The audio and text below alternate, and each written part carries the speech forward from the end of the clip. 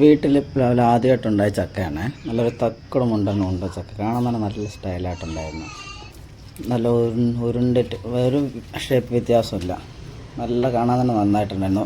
അമ്മ എപ്പോഴും പറയുമായിരുന്നു, നിങ്ങൾ വരുന്നവരെ നിൽക്കുമെന്നറിയില്ല, റോഡിലൂടെ പോകുന്നവർ മുഴുവൻ ഇതിലോട്ടാണ് നോട്ടം മുഴുവൻ. നല്ല കാണാൻ നല്ല സ്റ്റൈലായിട്ടുണ്ട്. ഒരു എന്താ പറയുക, ഡാമേജിൽ നല്ല റൗണ്ടായിട്ട് വന്നിരിക്കുന്നു എന്നൊക്കെ.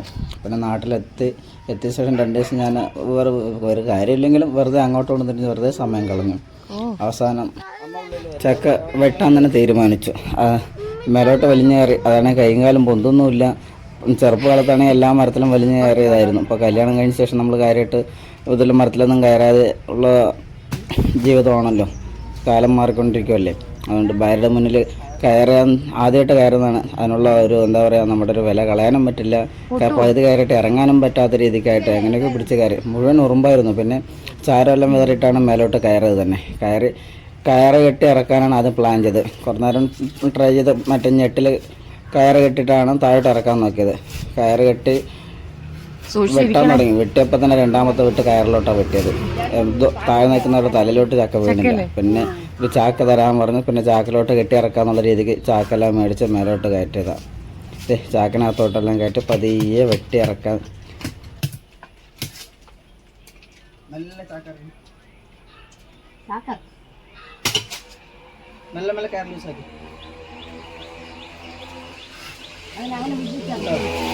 പെട്ടു പോനെ പെട്ടു.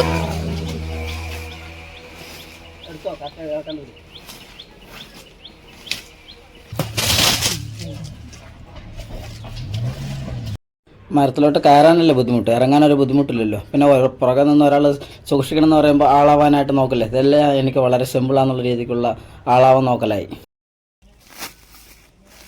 ഇതാണ് നമ്മുടെ ചക്ക. പിന്നെ ഇതേ കമ്പ് കുത്തി കിടന്ന് ചെറിയൊരു ഡോട്ട് ഡാമേജ് ആയിട്ടുണ്ടായിരുന്നു. പിന്നെ അത്യാവശ്യം നല്ല വെയിറ്റും കൂടെ ഉണ്ടായിരുന്നു കേട്ടോ.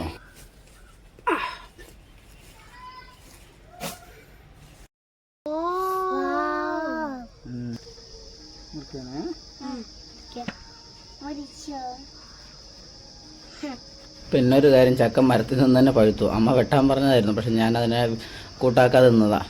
സംഭവം പഴുത്തു കഴിഞ്ഞാൽ നല്ല മണം വരുമല്ലോ എന്ന് പറഞ്ഞ് നിന്നതാണ്. പക്ഷെ മരത്തിൽ നിന്ന് തന്നെ പഴുത്തിരിക്കുന്നു അത്. അതുകൊണ്ട് മരം തട്ടി നിന്ന ഭാഗത്ത് ചെറുതായിട്ടൊരു കളർ വ്യത്യാസമുണ്ട്. പിന്നെ അത് കുരു മുള വന്നു കഴിഞ്ഞു. അത്രയും ലേറ്റായി വെട്ടാനായിട്ട് തന്നെ.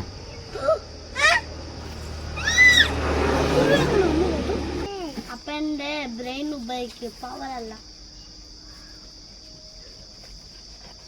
അല്ലേ പോത്തു. അപ്പൻ്റെ പവർ യൂസ് ചെയ്യണ്ട, അപ്പൻ ബ്രെയിൻ യൂസ് ചെയ്യണം.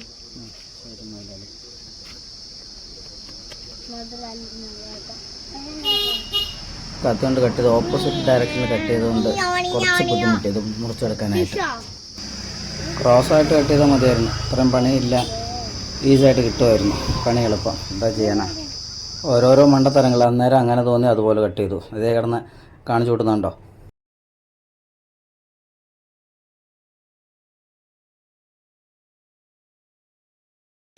കുറേ നേരത്തെ പരിശ്രമത്തിന് ശേഷം അവസാനം പൊളിച്ചെടുത്തു. ഇവിടെ പാലക്കാട് ഭാഷ പറയുകയാണെങ്കിൽ കുറേ നേരം മല്ലിക്കെട്ടിയതിന് വേണ്ടിയിട്ട്.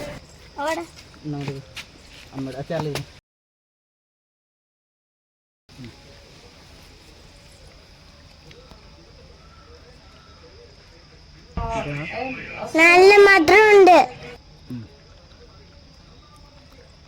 അടിപൊളിയാ. അടിപൊളി, നല്ല മധുരമുണ്ട്. ഭാര്യ പറഞ്ഞത് കോഴച്ചക്ക എന്നെന്തോ പറഞ്ഞു. പക്ഷെ നമുക്കറിയാവുന്ന ഒരെണ്ണം ചക്ക പഴുത്തത് കിട്ടിക്കഴിഞ്ഞാൽ എടുക്കും കഴിക്കും. അല്ലെ ചക്ക കോഴയാണോ ഇതൊന്നും നമ്മളതിനെക്കുറിച്ച് ശ്രദ്ധിക്കാറ് പോലുമില്ല. Taste super. ചക്കയുടെ ചുള വളരെ തിന്നായിരുന്നു, കനം കുറവായിരുന്നു. എങ്കിൽ തന്നെ നല്ല മധുരം ഉണ്ടായിരുന്നു. അപ്പോൾ ഇത്രയുള്ളൂ ഇന്നത്തെ വീഡിയോ ഇഷ്ടപ്പെട്ടാൽ ലൈക്ക് ചെയ്യുക, ഷെയർ ചെയ്യുക, സബ്സ്ക്രൈബ് ചെയ്യുക. താങ്ക്